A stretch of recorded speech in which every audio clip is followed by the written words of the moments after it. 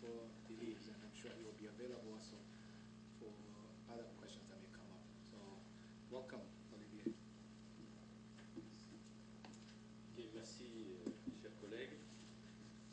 Donc, effectivement, dans ce petit module, je vais essayer de vous expliquer un certain nombre d'attitudes, de trucs, de techniques, de postures qu'il faut mettre en œuvre pour procéder à la recherche d'informations et notamment à la recherche de cette information sur Internet. Bon, c'est bon de le rappeler, hein, vous êtes, pour un certain nombre d'entre vous ici, des jeunes chercheurs.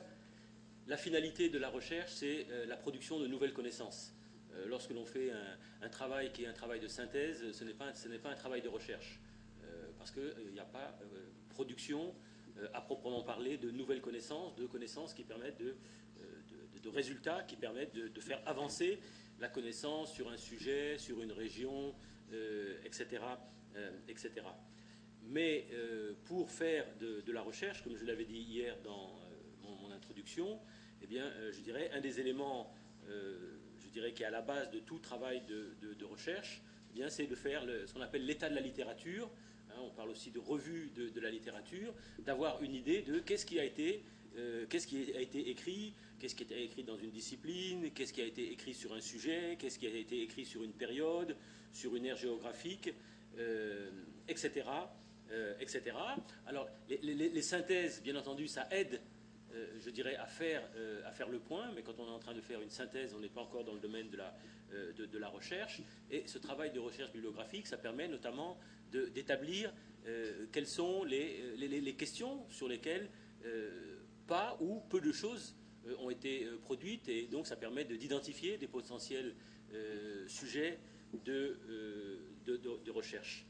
Alors, ce que l'on appelle la revue de la littérature, généralement, c'est une étape qui prend place, je dirais, quand on est dans le stade de la formulation de sa question de recherche, parce qu'on a une idée, on voudrait faire une recherche sur telle ou telle question. À partir de ce moment-là, il ne s'agit pas de se dire, oui, bon voilà, moi je vais faire ma recherche sur ce sujet, sans prendre la peine, justement, de regarder quelle est la littérature existante sur ce sujet précis ou sur les sujets connexes, donc cette étape de revue de la littérature. Mais je dirais, le travail de recherche bibliographique, quand on regarde bien, c'est un travail qu'on va mener tout au long d'un travail de recherche. Parce qu'à chaque fois qu'on aborde de nouvelles étapes, qu'on prend connaissance de nouveaux documents, on est souvent amené à en rechercher d'autres, mais c'est essentiel au début de la recherche. Ça permet non seulement de faire le point sur les connaissances, mais ça aide également à définir, ce qui est extrêmement important, quel est le cadre théorique dans lequel va s'inscrire votre recherche.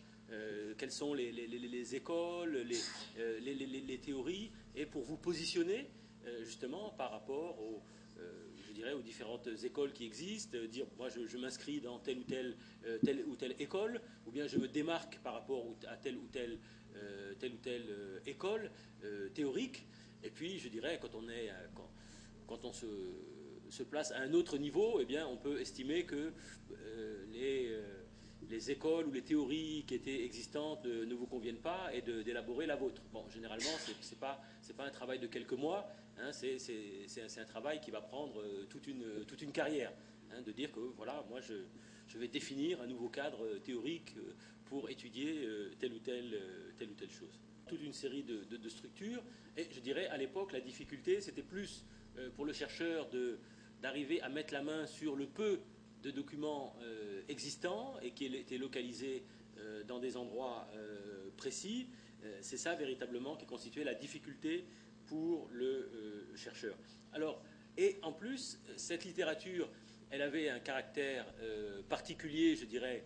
Je ne vais pas dire qu'elle a de moins en moins, mais elle avait un caractère particulier qui était que les documents que l'on trouvait dans les systèmes de gestion de l'information, eh bien, étaient des documents qui avaient été validés.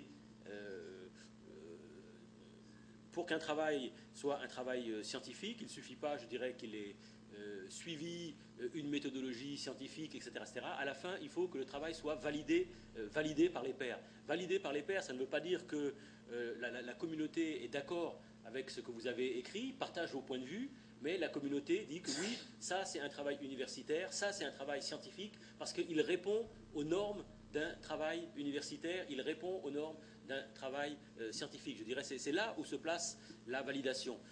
Lorsque vous êtes à l'université, vous faites un master, dans la plupart des universités, vous êtes encadré par un enseignant, et il y a une étape qui s'appelle la soutenance, et traditionnellement, la soutenance, pour un mémoire de master ou bien pour une thèse, c'est une soutenance qui est une soutenance publique. Et souvent, les gens l'oublient. Traditionnellement, les gens qui assistent à une soutenance peuvent intervenir. C'est-à-dire s'il y a des choses qui sont dites, qui sont inexactes, etc.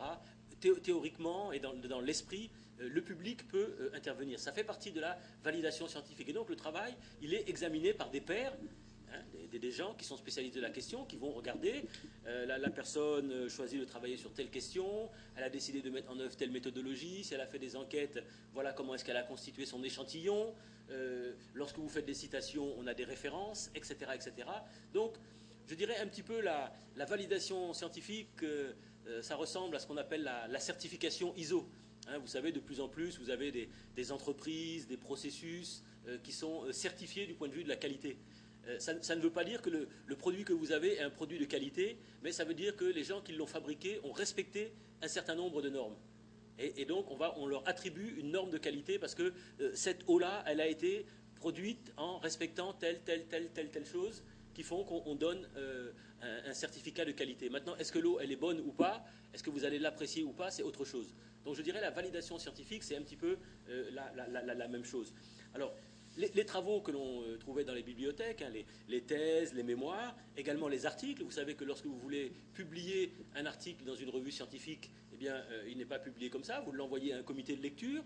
Il va y avoir une évaluation qui est une évaluation aveugle, c'est-à-dire ce sont des gens que vous ne connaissez pas qui vont regarder votre document, l'évaluer, et vont dire oui, c'est un article qui peut être publié sans aucune modification, c'est un article qui peut être publié sous réserve de certaines modifications, et on va vous indiquer qu'est-ce qu'il faut modifier dans votre article pour qu'il soit publiable, ou bien on va vous dire que cet article-là, il n'est pas du tout publiable. Donc là encore, système de validation. Lorsque vous voulez publier un ouvrage, même chose, vous l'envoyez chez un éditeur, l'éditeur il va recevoir votre manuscrit, il va l'envoyer à des spécialistes qui vont le regarder, qui vont faire des remarques et qui vont donner leur point de vue. Même chose pour les manifestations scientifiques. Dans un congrès, dans une conférence, on ne vient pas comme ça présenter un papier sur quelque chose. Il y a un appel à candidature qui est lancé, on demande des résumés, les résumés sont évalués, sélectionnés. Très souvent, après, on va vous demander d'envoyer le papier final. Le papier final est évalué et si on estime qu'il répond encore une fois aux normes, vous êtes autorisé à présenter ce papier dans une conférence ou autre. Donc, on peut dire que jusqu'à l'arrivée de l'Internet, jusque dans les années 90, toute l'information, je dirais, l'essentiel de l'information qui était utilisée par les universitaires, par les chercheurs et qui était à leur disposition, était une information qui était passée par des circuits de validation. Même chose pour, je dirais, une information moins scientifique, les informations qui étaient diffusées dans les médias. Dans les médias, il y a également des filtres. Dans le passé, n'importe qui n'écrivait pas dans les journaux. Vous envoyez un article à un journal qui va apprécier l'opportunité de le publier. Intervenir à la radio, intervenir à la télévision, je dirais, il y a des rédactions, et donc, encore une fois, ça constitue autant de filtres. Donc ça, c'était la situation, je dirais, qui prévalait jusqu'au début des années 90 avec l'arrivée de l'Internet. Avec l'arrivée d'Internet, le paysage a été complètement bouleversé, notamment pour ce qui est de la recherche documentaire et donc de l'utilisation des documents que l'on peut trouver sur Internet, puisque une des caractéristiques d'Internet et de tout ce qu'il y a autour, le web, le courrier électronique, aujourd'hui les réseaux sociaux, c'est que ce sont des dispositifs à travers lesquels n'importe quel citoyen peut publier ce qu'il veut. Je dirais, il n'y a pas de... Alors, il y a quelques pays dans lesquels il y a des dispositifs où Internet est censuré, mais globalement, à travers le monde, c'est vraiment un espace de liberté, je dirais de liberté extrême, avec toutes les dérives qu'il peut y avoir. Rien ne m'empêche de créer mon propre blog ou mon site web et de dire que c'est mon village qui est la capitale du Sénégal. Mais si je veux publier ça dans un article, il y a quelqu'un qui va lire et qui va dire non, la capitale du Sénégal, c'est pas votre village. Et donc ça ne sera pas publié. Mais sur Internet, personne ne peut m'empêcher. Les uns et les autres peuvent dire que non, c'est faux, il y a des gens qui ne vont pas prendre la peine de vérifier, etc. etc. Donc je caricature un petit peu, mais c'est aujourd'hui la situation sur Internet. Sur Internet, vous avez des gens qui écrivent sur tous les sujets, des gens qui peuvent être des spécialistes comme des gens qui ne s'y connaissent pas sur ces questions, qui diffusent des informations. Et je dirais, vous avez plein de gens qui reprennent ces informations de bonne foi, sans faire preuve de ce dont je parlais hier, sans faire preuve d'esprit critique. Les gens trouvent une information sur Internet et cette information, ils l'utilisent ou ils la rediffusent. Combien d'entre vous recevez un message dans lequel on dit si vous allumez votre téléphone portable à cet endroit-là, votre voiture va exploser, et tout de suite, vous envoyez ça à tous vos amis sans vous poser même la question de savoir quelle est la pertinence du message que j'ai reçu. Et tous les jours, on a comme ça nos messageries électroniques qui sont envahies avec des tas de messages qui, si on les examine bien, ne sont pas pertinents, ils sont des fois à peine crédibles, mais les gens, c'est une information qu'ils ont reçue sur Internet, ils se précipitent pour la rediffuser, et on a comme ça des rumeurs. Alors c'est pour des médicaments, c'est pour des tas de choses. Vous avez des informations qui n'ont aucune véracité, mais qui sont diffusées comme ça à travers Internet. Et donc le risque aujourd'hui, et on le voit bien quand on examine les travaux des étudiants, c'est que de plus en plus, des étudiants, des chercheurs, je dirais d'une manière générale, les gens utilisent des informations qui n'ont pas été validées, par rapport auxquelles ils n'ont pas fait preuve d'esprit critique, et bien entendu, d'une part, ça impacte le caractère scientifique de leurs travaux, mais également la qualité de ces travaux. Alors, comment faire pour sélectionner la bonne information sur Internet? Eh bien, il faut faire preuve donc de discernement. Une première chose, vous savez que lorsque vous allez sur des sites web, vous avez des adresses. Par exemple, le site web du Codesria, c'est www.codesria.org. Ce qu'il y a après le point quelque chose, hein, ce que l'on appelle le nom de domaine. À l'origine, sur Internet, il y avait 6 grands noms de domaines génériques. .edu pour ce qui était du monde de l'éducation, .com pour ce qui était du domaine du business, .mil pour ce qui était les applications militaires, .net pour ce qui concernait le secteur des télécommunications. Donc ça, c'était les grands noms de domaines, parce que Internet est né aux États-Unis. Hein, donc, comme les Américains se considèrent comme le monde, donc ils n'avaient pas besoin d'indiquer le nom de leur pays. Donc quand ils mettent .edu, c'est .edu et c'est aux États-Unis, bien évidemment. Où est-ce que vous voulez que ça puisse être? Nulle part ailleurs. Dans les autres pays, vous savez qu'il y a des noms de domaines, hein, les codes ISO à 2 lettres. Hein, si Kenya, on va avoir .ke, Canada.ca, Sénégal.sn, etc., etc. Donc les noms de domaines, ça permet d'avoir une idée de quel est le statut du site sur lequel vous trouvez de l'information. Un site en .com, c'est un site à vocation commerciale. Si vous trouvez de l'information sur un site à vocation commerciale, eh bien, il faut le savoir. Quand vous êtes sur un site en .org, c'est un site qui est fait par une organisation. Une organisation, normalement, eh bien, elle a, je dirais, en son sein, un service, entre guillemets, d'imprimature. C'est-à-dire, il y a un service qui va valider les informations qui sont mises en ligne, puisque les informations qui sont mises en ligne, eh bien, l'organisme en question en est responsable. Donc, une information trouvée sur un site en .org, je dirais, ça a déjà plus de crédibilité qu'une information qui va être trouvée sur un site en .com, par exemple. Il y a également une autre extension qui est .int, qui est utilisée par certaines organisations internationales. Si vous trouvez de l'information sur un site en .edu, vous savez que c'est un site qui appartient au monde académique, au monde de la recherche, donc ça vous permet déjà au moins de savoir où est-ce que vous avez trouvé l'information. Je dirais c'est comme si vous êtes chez un marchand de journaux, hein, vous voyez bien qu'il y a des magazines qui sont des magazines sérieux, il y a des magazines pour enfants, il y a ce qu'on appelle des magazines people, il y a des magazines pornographiques, sportifs, etc., etc. Je dirais, en fonction de ce qui vous intéresse, vous n'achetez pas n'importe quel type de revue pour trouver n'importe quel type d'information. Donc je dirais, c'est aussi le réflexe que vous devez avoir sur Internet quand vous trouvez de l'information sur un site, eh bien, de regarder précisément quelle est l'extension de ce site. Alors, Je dirais malheureusement, ce n'est pas suffisant, puisqu'il y a toute une série d'outils qui se sont développés, hein, notamment ce que l'on appelle les wikis, qui sont des outils qui permettent de faire du travail collaboratif. On a eu les blogs, Facebook, Twitter, etc. etc. L'information qui est véhiculée à travers les listes de diffusion.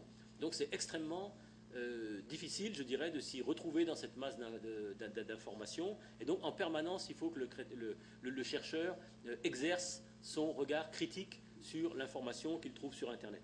Il faut aussi se poser la question de quel est le type de document que j'ai trouvé sur Internet. Est-ce qu'il s'agit d'un document officiel, hein, par exemple, les documents du système des Nations Unies, vous avez le nom de l'agence, vous avez des numéros, vous avez des dates. Ce sont des documents qui sont des documents référencés. Est-ce qu'il s'agit d'un article qui est publié dans une revue? Quel type de revue? Est-ce que c'est une revue scientifique, une revue avec comité de lecture ou pas? Ça va jouer. Est-ce qu'il s'agit d'une communication qui a été présentée, je dirais, dans une conférence? On est, je dirais, en termes de qualité, normalement en dessous d'un article. Est-ce qu'il s'agit de préprint des documents? C'est-à-dire que moi, je rédige un article et avant qu'il soit publié, je le mets en ligne sur un site spécialisé, donc il n'a pas encore fait l'objet d'une validation. Est-ce qu'il s'agit d'un travail académique? S'il s'agit d'un travail académique, est-ce qu'il s'agit d'un master? Est-ce qu'il s'agit d'une thèse, d'un PhD? Hein, ça n'a pas la même valeur, puisqu'on n'est pas au même niveau. Est-ce qu'il s'agit d'un article qui est publié dans un magazine, dans un journal? Alors on reviendra là-dessus. Hein, ça ne veut pas dire qu'un article qui est publié dans un magazine, dans un journal, n'a pas d'intérêt, mais il faut le prendre pour tel. Je dirais, c'est un article journalistique. Et le journaliste, on n'exige pas de lui, je dirais, de respecter la même méthodologie, les mêmes normes qu'un chercheur. Un journaliste qui veut faire un article sur la genèse dans la transformation sociale, il prend son micro, il va se promener dans les rues, il va interroger un certain nombre de personnes et il va rédiger un article. Cet article, il a un intérêt, mais ce n'est pas un article scientifique. Donc, il faut savoir les prendre en tant que tel. Bon, est-ce qu'il s'agit d'un simple PowerPoint que vous avez trouvé sur Internet? Est-ce qu'il s'agit d'un cours? Donc, il est important de faire cette typologie des documents. Il est également important de s'interroger sur qui est l'auteur. Vous savez que lorsque vous publiez un article dans une revue scientifique, eh bien, on va prendre en compte ce qu'on appelle l'affiliation. C'est-à-dire, on va prendre en compte votre nom, on va s'intéresser à savoir quel est votre grade, parce que là aussi, ben, c'est des choses qui, je dirais, qui ont une certaine importance. Hein, quelqu'un qui est un universitaire, je dirais, junior, qui est un assistant ou un maître assistant, bon, ben, c'est quand même une indication par rapport à quelque chose qui va avoir été écrit par un professeur titulaire. Donc, encore une fois, ce sont des indications. Ça ne veut pas dire que tout ce qui est écrit par un professeur titulaire, ce sont vraiment des travaux de qualité que l'on peut reprendre les yeux fermés, mais ce sont des indications. Dans quelle université enseigne cette personne, ou dans quel centre de recherche elle travaille, puisque aussi les universités, les centres de recherche, ils ont une notoriété plus ou moins importante. Donc la structure dans laquelle la personne évolue sur le plan professionnel, c'est quelque chose d'important. Quel est le département dans lequel est cette personne? Ça va donner aussi une idée sur la discipline. Est-ce que la personne est dans un département de philosophie, d'économie, de droit, etc., etc. Ça va par exemple vous donner des indications sur l'approche, hein, parce que la méthodologie, je pense que dans le cours de l'Institut, vous aborderez les questions méthodologiques. D'une discipline à l'autre, la méthodologie n'est pas la même. Moi, je suis historien de formation. L'historien, il ne fait pas d'hypothèse quand il fait une recherche. Vous avez plein de disciplines dans lesquelles ça fait pratiquement partie du B à bas de la méthodologie, ce qui est demandé à l'étudiant quand il travaille sur une question. Quelle est votre hypothèse de recherche? L'historien ne connaît pas l'hypothèse de recherche dans la grande majorité des cas. Donc, d'une discipline à l'autre, il va y avoir la méthodologie peut varier. Donc, c'est important vraiment de pouvoir avoir, je dirais, la carte d'identité de la personne qui a rédigé cet article ou ce document. Est-ce que c'est un étudiant? Est-ce que c'est un junior? Est-ce que c'est un senior? Dans quelle structure il est? Dans quelle discipline? Bon, éventuellement dans quel pays, etc., etc. Donc le profil de l'auteur, c'est extrêmement important. Et puis, Il faut également, je dirais, pour l'essentiel, vous êtes des jeunes chercheurs, ça fait partie du travail de chercheurs que de se familiariser et de connaître quelles sont les sources d'informations dans sa discipline. Moi, je suis historien, je travaille sur telle région, à telle période, je dois connaître quelles sont les revues qui sont spécialisées autour de ce champ, je dois connaître les bases de données, je dois connaître les départements de certaines universités, je dois connaître les centres de recherche, je dois connaître les conférences qui sont régulièrement organisées sur telle ou telle chose. Donc ça fait partie du travail du chercheur, d'être capable très rapidement de délimiter le périmètre des sources qui sont les sources indispensables pour ces travaux de recherche. C'est pourquoi je disais hier matin, quand on parlait de la bibliographie, je dirais quand on travaille dans un domaine, après la personne qui travaille dedans en devient le spécialiste, plus que l'enseignant qui va l'encadrer, par exemple, qui va diriger le master ou diriger la thèse. Et en termes de recherche d'information, cette personne, elle va avoir une visibilité, je dirais, plus précise, à la limite, sur les sources d'information sur ce sujet qu'un professionnel de l'information qui, lui, est amené à traiter des questions, des recherches bibliographiques sur tous les sujets. Donc, il peut avoir des techniques, mais il ne va pas avoir cette connaissance aussi pointue du champ. Alors, il existe toute une série d'outils que l'on peut utiliser, et ça, les éléments que je vais citer se trouvent dans les documents qui ont été mis sur votre clé USB, donc ce n'est pas la peine de noter, mais alors, vous avez aujourd'hui des grandes ressources bibliographiques, je dirais à caractère électronique.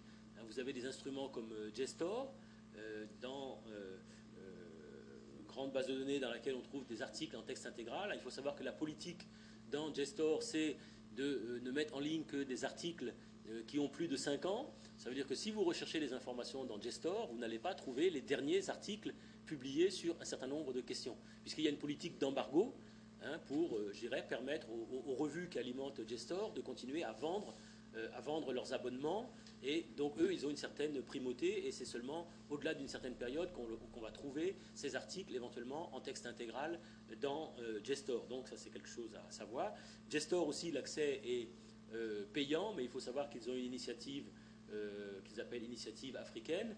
Et bon, mais si vous n'avez pas accès à JSTOR dans votre université, dans votre centre de recherche, il suffit de dire aux responsables qu'ils prennent contact avec les responsables de JSTOR. Et puis, c'est un petit peu technique de donner sur le réseau informatique la plage d'adresse IP. Ce qu'il faut savoir, c'est que quand on est connecté sur un réseau, chaque machine est identifiée par un numéro qui est un numéro unique. Et donc, quand on est ici au Codesria, on a une plage d'adresse avec des numéros uniques qui permettent d'identifier les machines du Codesria. Ça va être donné à JSTOR, et JSTOR va permettre à ces machines, identifiées par ces numéros uniques, d'accéder gratuitement à JSTOR. Quand vous serez en dehors du Codesria, vous ne pourrez pas accéder à JSTOR, puisque votre machine ne sera pas connue de JSTOR. Alors, vous avez également des outils comme ce que l'on appelle PLOS, Public Library of Science, qui est plus pour les sciences dures que pour les sciences sociales. Vous avez une base de données qui s'appelle AJOL, African Journal Online, où vous avez énormément donc, de revues africaines de sciences sociales, dont un certain nombre de revues du Codesria qui sont accessibles en texte intégral. Vous avez également une ressource importante qui s'appelle Directory of Open Access Journal. Donc, pour ceux qui ne le savent pas, ce que l'on appelle l'open access, l'accès ouvert, c'est des politiques qui sont mises en œuvre par un certain nombre de journaux, voire d'institutions, et qui estiment que la société, d'une manière générale, doit pouvoir accéder gratuitement au texte intégral des revues, des ouvrages, etc., etc. Pour les francophones, vous avez un site très utile qui s'appelle revue.org, où on trouve aussi des centaines de revues françaises en sciences sociales qui ont été numérisées. Alors c'est extrêmement intéressant. Vous avez des revues qui remontent au 19e siècle, et vous avez accès à la collection complète de ces revues. Donc quand on connaît l'état de nos bibliothèques ou les difficultés que les gens avaient avant d'être obligés de se déplacer, aller à l'extérieur pour prendre connaissance de certaines collections, sont des outils très utiles. Dans le même style, il y a également un site qui s'appelle Percé, et un autre qui s'appelle HAL, Hyper Articles en ligne, où il y a à la fois des articles, des mémoires, des thèses qui sont disponibles. Alors, au-delà de ces grands dispositifs qui contiennent de l'information scientifique et technique, vous avez également donc des moteurs de recherche et des moteurs de recherche spécialisés. Bon, aujourd'hui, tout le monde connaît Google. Bon, ce qu'il faut savoir, c'est que peut-être que demain, Google n'existera plus. Hein, quand je commençais à m'intéresser à ces questions, à travailler sur Internet, peut-être pour les gens un peu plus vieux, tout le monde parlait d'Alta Vista, ou bien les gens parlaient de Yahoo. Bon, aujourd'hui, Yahoo, c'est pas un moteur de recherche, ça va pour avoir un compte. Alta Vista, les gens ne connaissent même pas le nom, c'est de la préhistoire pour eux. Bon, aujourd'hui, le moteur de recherche le plus utilisé, c'est Google. Ce qu'il faut savoir, c'est que Google, c'est un moteur de recherche générique, et il y a à l'intérieur de Google des moteurs de recherche plus spécialisés. Vous avez Google Livres, Google Books, donc qui permet de faire des recherches uniquement dans les livres qui ont été publiés. Vous avez une autre partie de Google qui s'appelle Google Scholar, en français comme en anglais, hein, et donc qui donne accès à des travaux académiques. Hein, donc ça permet de réduire le champ. Vous avez un outil qui s'appelle Research Resources for Social Science. Vous avez le Web of Knowledge. Vous avez un outil qui s'appelle Scopus. Vous avez également Social Science Open Access Repository. Donc vous avez des outils spécialisés qui permettent donc de faire des recherches, je dirais, parmi de l'information validée, ce dont je faisais référence tout à l'heure. Ce qu'il faut savoir, c'est que sur Internet, vous avez vraiment des millions et des millions de documents sur le web. En plus, il y a deux grandes parties. Il y a ce qu'on appelle le web visible, hein, avec l'image un petit peu de l'iceberg.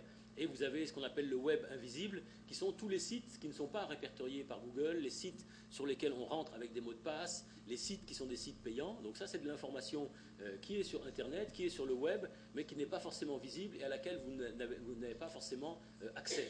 Et donc, une partie de ce web invisible, eh bien, des fois, on peut y avoir accès à travers des moteurs de recherche particuliers et à travers des dispositifs particuliers qui vont vous demander soit un login et un mot de passe qui peut vous être donné gratuitement, comme ça peut être un login et un mot de passe que vous avez parce que vous avez souscrit un abonnement que vous allez payer pour accéder à ces ressources. Alors, lorsqu'il s'agit de faire de la recherche avec ces outils, il y a aussi, généralement, les gens, ce qu'ils font, c'est qu'ils cherchent de l'information, ils vont Google, ils vont dans la barre, ils tapent ce qu'ils recherchent, et puis ils font entrer. Hein, je dirais ça, c'est vraiment une manière, je dirais, primaire de rechercher de l'information. Alors il y a des petites astuces extrêmement utiles, je dirais, qui permettent de mettre en œuvre une recherche beaucoup plus sophistiquée. La première chose à savoir, c'est que il faut toujours écrire sa requête, donc la question, il faut toujours l'écrire en minuscules, hein, ne pas utiliser les majuscules. L'ordinateur, ça permet de faire énormément de choses, mais j'avais l'habitude de dire à mes étudiants, c'est que c'est aussi la machine la plus bête du monde, parce que la logique de l'ordinateur, c'est la logique binaire. L'ordinateur, c'est 0 ou 1. Maintenant, tout ce que vous faites avec un ordinateur, c'est des combinaisons de 0 ou 1. Mais l'ordinateur, il connaît 0 ou 1. Donc pour lui, un A majuscule, ce n'est pas équivalent à un A minuscule. Pourquoi? Parce que derrière, c'est codé, des suites de 0 et de 1, hein, et que donc, ce sont...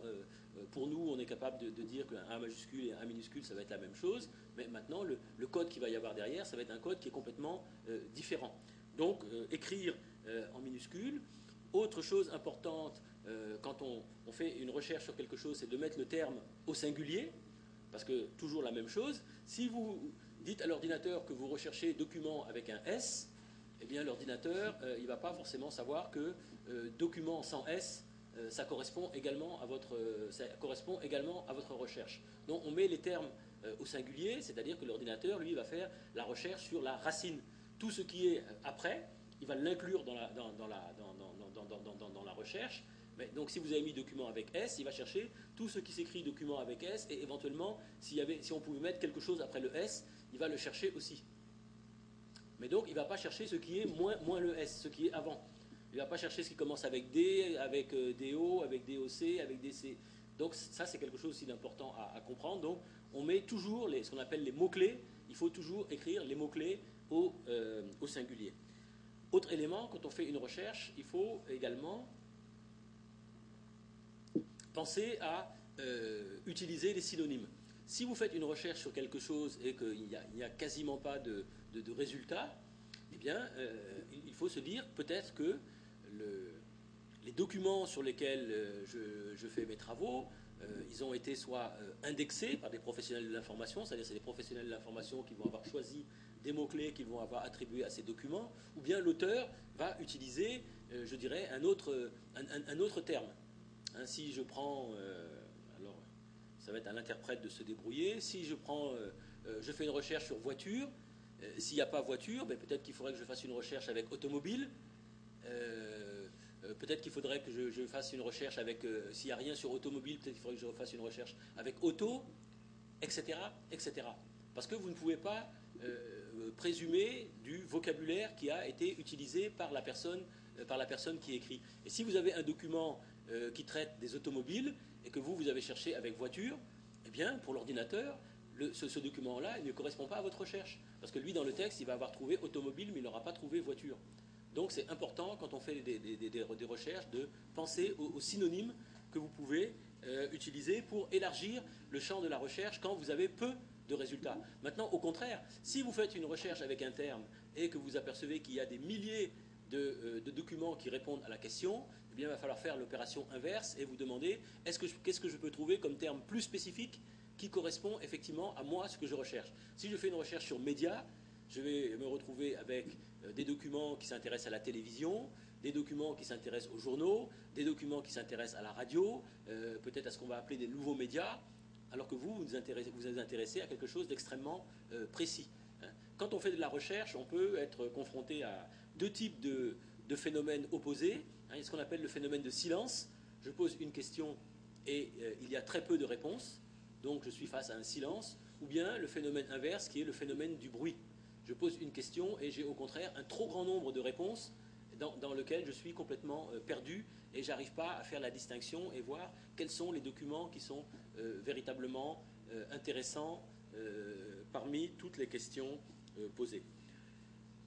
Également, ce qu'il faut éviter lorsque l'on pose la recherche dans Google ou dans d'autres instruments, c'est d'utiliser ce que l'on appelle des mots vides. Les mots vides, ce sont des mots qui n'ont pas de signification. Par exemple, les articles, les adjectifs. Si je fais une recherche avec rouge, rouge, ça ne veut rien dire. Ça désigne une couleur, mais si rouge n'est pas accolé à quelque chose, ça n'a pas de signification en tant que tel. Hein, donc les adjectifs, les adverbes, etc., c'est ce que l'on appelle les mots vides, des termes qui n'ont pas de signification en tant que tel. Par contre, si je fais une recherche sur mer rouge, oui, la mer rouge, ça va désigner un endroit particulier. Alors, quand on fait, tout à l'heure, je parlais des phénomènes de bruit et de silence, quand on fait une recherche, il faut toujours chercher à utiliser les termes qui sont les termes les plus spécifiques par rapport à ce que vous faites. Hein? Si vous faites une recherche sur le Kenya, ce n'est pas la peine de mettre Afrique dans Google, parce que vous allez vous retrouver avec des tas de références qui ne concernent pas le Kenya. Donc, à chaque fois, chercher quel est le terme le plus spécifique qui correspond à mon besoin d'information et utiliser ce terme. Si maintenant il s'avère que ce terme-là est trop spécifique, c'est là où on va chercher donc des synonymes qui éventuellement vont permettre d'élargir le champ de la recherche. Alors, ce que l'on peut faire également avec Google, et que les gens n'utilisent pas, c'est utiliser les fonctions de recherche avancées. Quand vous êtes sur la page de Google, vous pouvez faire de la traduction, vous pouvez chercher des images, vous pouvez faire des recherches sur Google Maps, l'actualité, etc., etc. Vous avez un lien qui vous permet de faire de la recherche avancée. Si vous cliquez sur ce lien, ça va vous permettre de faire des recherches relativement sophistiquées. Ça va vous permettre, par exemple, de rechercher un terme dans le titre d'un document. Un terme qui est dans le titre d'un document, ça va permettre d'avoir un document qui va apporter véritablement sur votre question. Vous allez pouvoir faire des recherches sur l'auteur du document en spécifiant que vous cherchez tel nom comme auteur du document. Vous allez pouvoir spécifier des périodes. Je recherche des documents qui traitent de cette question, mais qui ont été publiés entre 2000 et 2012. Parce que avant, vous aviez déjà fait des recherches bibliographiques. Donc, les outils de recherche avancés, également, ils ne sont pas très compliqués à utiliser et vous permettent de faire des recherches beaucoup plus précises. Donc, ce sont des outils intéressants. Vous avez également sur Internet un outil qui s'appelle PDF Search Online, qui permet de rechercher uniquement des documents PDF. Donc, des fois, lorsque vous faites une recherche et que vous savez, par exemple, que vous aviez vu un document sur Internet et que c'était un document PDF, une manière de restreindre le champ de la recherche, c'est de dire que je cherche ce document, mais qui va être parmi les documents PDF. Et dans les options de recherche avancées, vous verrez que vous avez en fait la possibilité de faire des recherches en spécifiant quel est le nom de fichier sur lequel vous voulez faire des recherches. Par exemple, vous voulez faire des recherches sur des fichiers Excel. Donc, vous allez avoir des fichiers .xls. Ou bien vous allez faire des recherches sur un fichier qui est un fichier PowerPoint.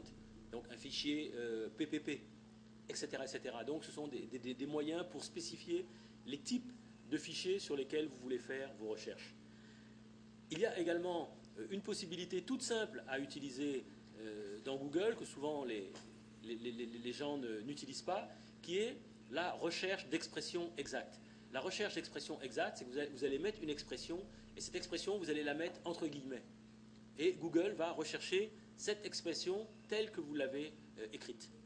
Alors ça, par exemple, c'est un outil que moi j'utilise souvent et que mes collègues enseignants utilisent souvent.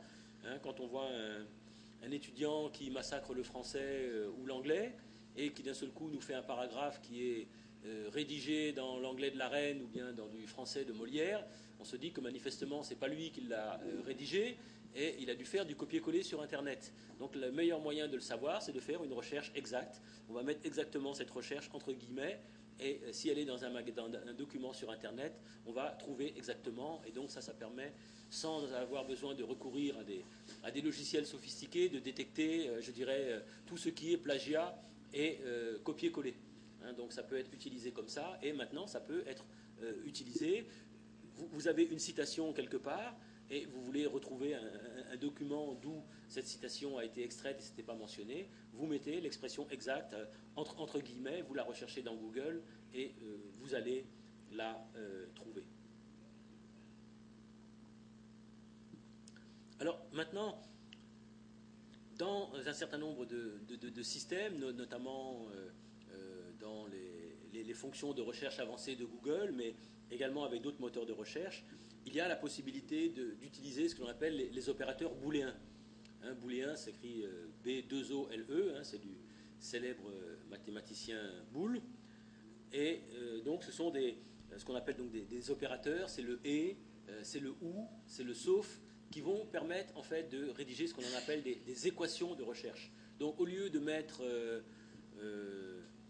Sénégal, politique, Dakar, comme ça, lorsque vous mettez ces termes, le moteur de recherche va chercher tous les documents qui contiennent soit Dakar, politique, etc. Mais ce n'est pas une équation de recherche. Donc une équation de recherche, vous allez pouvoir combiner des mots. Donc quand on utilise par exemple l'opérateur « et », ça veut dire que le moteur de recherche va chercher tous les documents qui contiennent obligatoirement les deux termes qui sont reliés par le « et ». Si je dis Sénégal et arachide, il va me chercher tous les documents qui contiennent obligatoirement les deux termes. L'autre opérateur booléen que l'on peut utiliser, donc c'est le ou.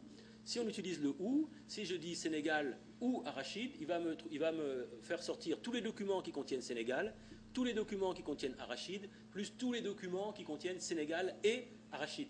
Donc vous voyez que ça va être beaucoup moins précis, mais c'est un opérateur que l'on peut utiliser. Et puis il y a un dernier opérateur de recherche qui peut être intéressant, qui est l'opérateur sauf. Donc je peux dire que je m'intéresse par exemple à tout ce qui concerne l'Afrique de l'Est, sauf le Kenya. Et donc le système va prendre en compte cette équation. Donc ça permet d'affiner la recherche.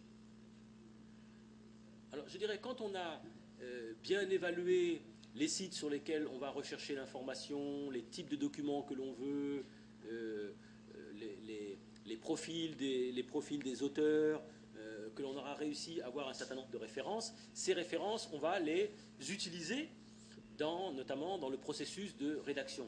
Et tout de suite, vraiment un conseil, je dirais, qu'il faut suivre à la lettre. Dès que vous consultez des documents, que vous trouvez des informations intéressantes, notez les références des documents. Parce que lorsque vous allez noter une phrase, noter des données sur un coin de papier, vous allez arriver au moment de la rédaction et vous allez vouloir utiliser ces éléments. Si vous n'avez pas les références, vous ne pouvez pas le mettre dans votre travail. Parce que dans un travail scientifique, on doit pouvoir vérifier toutes les références. Parce que quand vous faites une citation, ce n'est pas uniquement de dire que j'ai trouvé la citation de tel auteur dans tel ouvrage publié en telle année.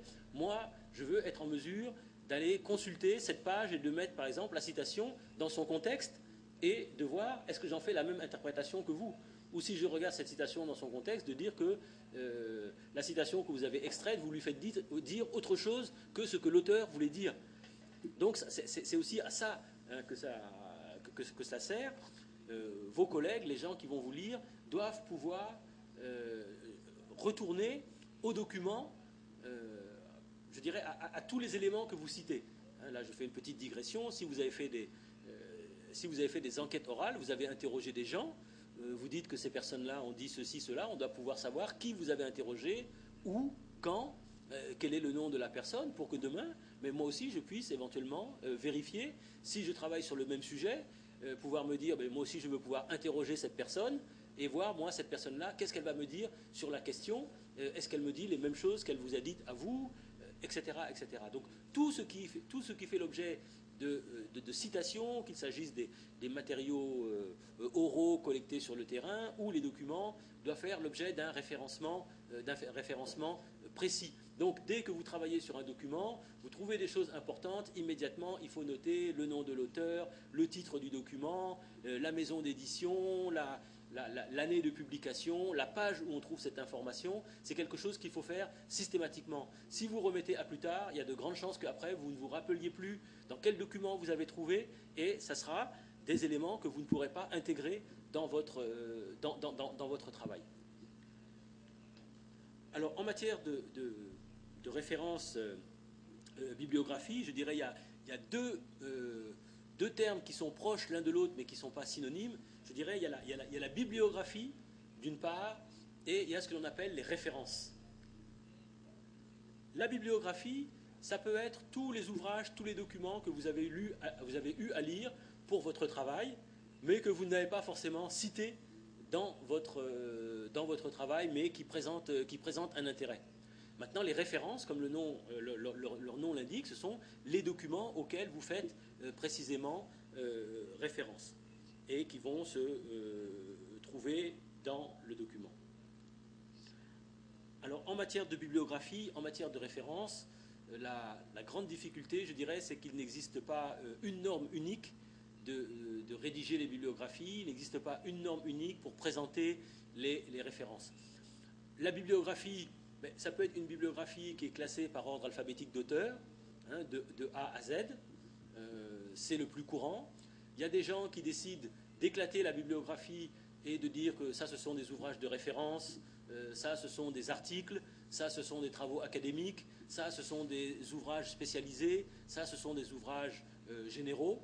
C'est aussi une manière de présenter la bibliographie avec ses avantages et avec ses inconvénients. Au niveau des références également, il y a toutes sortes d'écoles. Hein, on peut faire référence dans le corps du texte en mettant entre parenthèses le nom de l'auteur avec l'année de publication et la page.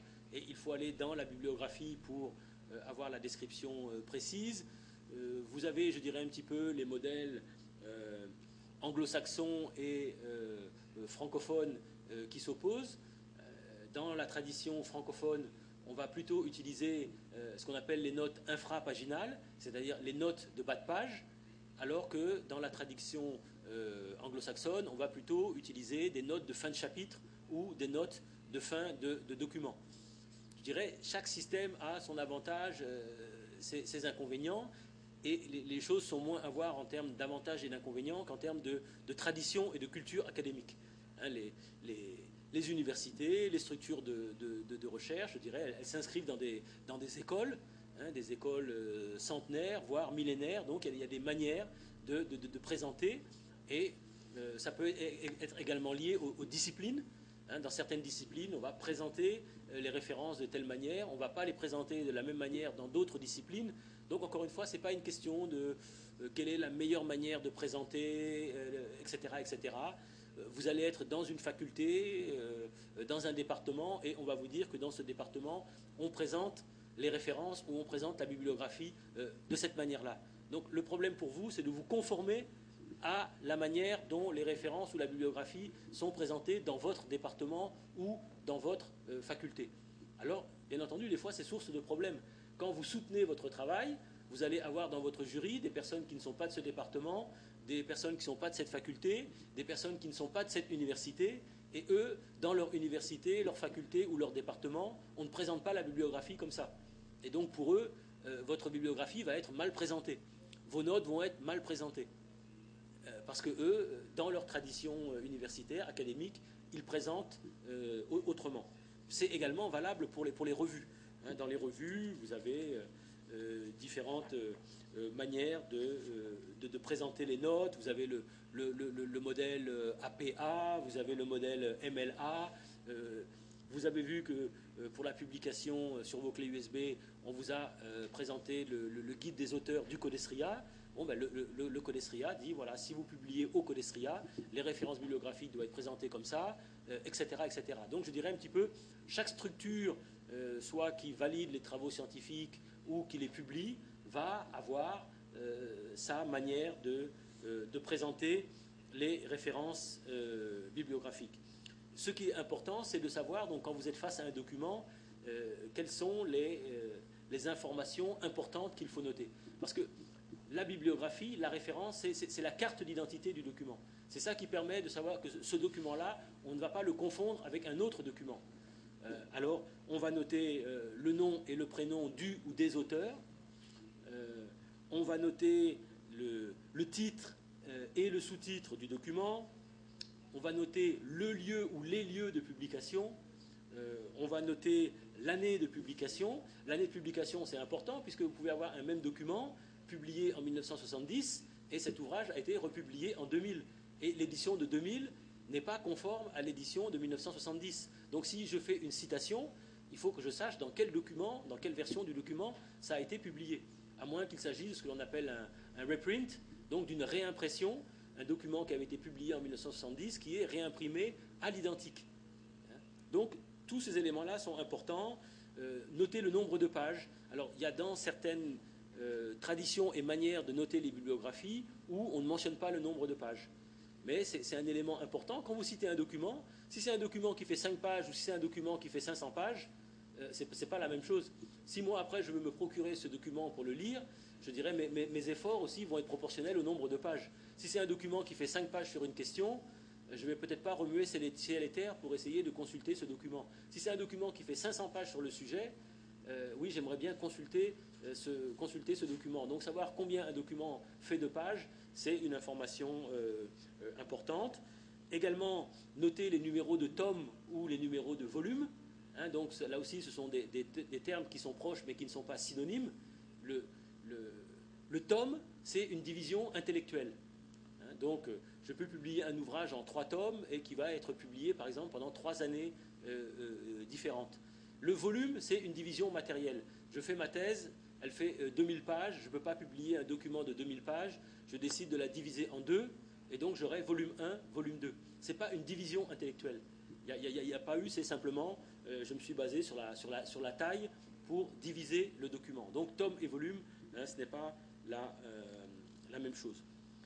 Alors maintenant, il va falloir aussi prendre en compte, je dirais, les cas particuliers. Est-ce que l'on cite un document dans un ouvrage? Donc à ce moment-là, si on cite un document dans un ouvrage, éventuellement il va falloir citer et l'auteur de l'ouvrage collectif, hein, ce qu'on appelle l'éditeur scientifique, mais également citer l'auteur du chapitre ou de la communication qu'il y a dans le document et citer les pages précises qui se réfèrent à cet élément. Pour les articles, bien entendu, il faut citer les noms des revues, justement les numéros de volume, les années, etc., etc. Il faut que la référence soit la plus précise possible pour que l'on puisse facilement retrouver l'information. Alors de plus en plus, il y a un cas particulier qui se pose, c'est avec les documents qui sont consultés en ligne et que l'on trouve sur Internet. Donc comment citer les références. Alors quand on trouve un document sur Internet, il faut mentionner ce que l'on appelle l'URL, l'adresse qui va être http://www. quelque chose. Et également, il va falloir préciser, souvent, dans certaines traditions, ça se met entre crochets, en ligne, pour qu'on sache que c'est un document qui a été trouvé sur Internet. Et il va falloir également mentionner la date de consultation. Pourquoi c'est important de mentionner la date de consultation? Parce que l'information qui est disponible sur Internet, c'est une information qui est extrêmement volatile. Et demain, cette information peut être supprimée, elle peut avoir changé de place. Et ça, je dirais, c'est pas votre responsabilité. Si moi, je dirais, une semaine après, je consulte cette information, elle n'est plus là, il n'empêche que vous, quand vous accédiez à cette information, elle était à cet endroit. Donc, on va mentionner à quelle date on a consulté cette information sur Internet. Ça fait partie des normes.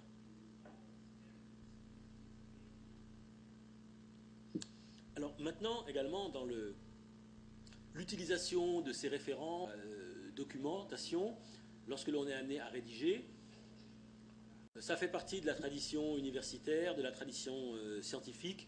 On utilise toute une série d'abréviations. Alors, vous verrez dans les documents, j'en ai mentionné. Par exemple, lorsque on n'est pas certain de la date d'un document, alors la plupart du temps, ce sont des expressions latines ou des abréviations d'expressions latines que l'on va utiliser. Un document dont on n'est pas sûr de la date de publication, mais on connaît la date approximative, eh bien, on va utiliser l'expression latine circa. Circa qui signifie à peu près, approximativement, et qu'on va abréger en CA. On va renvoyer vers des documents en mettant souvent aussi le CF, qui est abréviation de l'expression latine confère.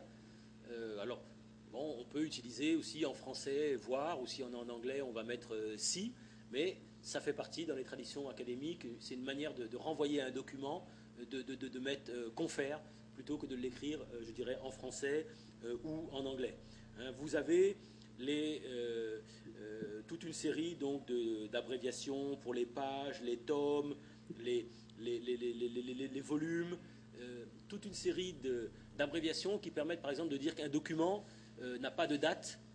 On va écrire SD en abrégé, sin data, un document qui n'a pas de lieu, SL, sin loco, un document dont on ne connaît pas le lieu de publication, un document dont on ne connaît pas l'auteur, on va mettre SN, sin nominé, donc un document qui est anonyme. Donc tout ça, je dirais, ce sont des abréviations qu'il faut connaître et qu'il faut utiliser, je dirais, de manière appropriée.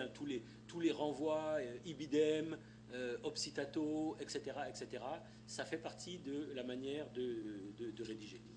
Le dernier élément que je citerai, c'est extrêmement important, je dirais, du point de vue de l'éthique, c'est la question du plagiat, qui, comme j'ai déjà eu à l'évoquer, malheureusement se développe de plus en plus. C'est un véritable fléau dans les universités, quel que soit l'endroit où l'on est. Bon, parce que, eh bien, un grand nombre de personnes tombent dans la facilité de faire du copier-coller.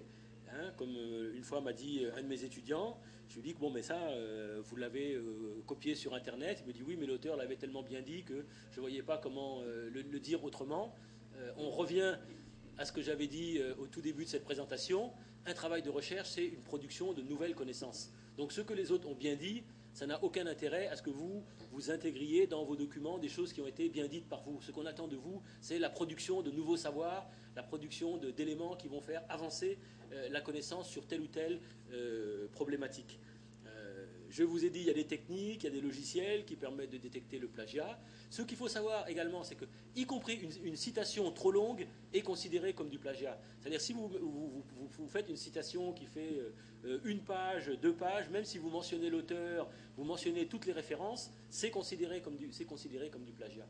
Quand on vous lit, on n'est pas là pour lire ce que les autres ont écrit sur la question. Alors, bien entendu, on a le droit de faire des références à des auteurs, on a le droit de faire des citations, mais les citations, elles ne doivent pas être trop nombreuses, elles doivent être appropriées, elles doivent être courtes, et il faut savoir, donc, le plagiat, je dirais, c'est quand vous êtes pris, hein, c'est un petit peu l'équivalent du casier judiciaire dans un autre domaine. C'est-à-dire que si vous avez la réputation d'être quelqu'un qui fait du copier-coller, bon, c'est pas vraiment bon si vous voulez faire une carrière universitaire, et ce sont des choses qui se savent très rapidement parce qu'on est des petites communautés. Hein, quand on travaille sur une question, il n'y a pas beaucoup de spécialistes, on sait qui écrit sur quoi, et quand on lit quelque chose qu'on avait déjà lu sous la plume d'un autre, ça se sait très facilement, en dehors du fait que si maintenant vous êtes en train de préparer un travail universitaire, bon, ça peut être une cause, je dirais, de l'invalidation de ce travail, parce que ce travail aura été plagié. Donc voilà, je dirais un petit peu les différents éléments que je voulais vous livrer. Si maintenant vous avez des questions ou des remarques, je pourrais essayer d'y répondre.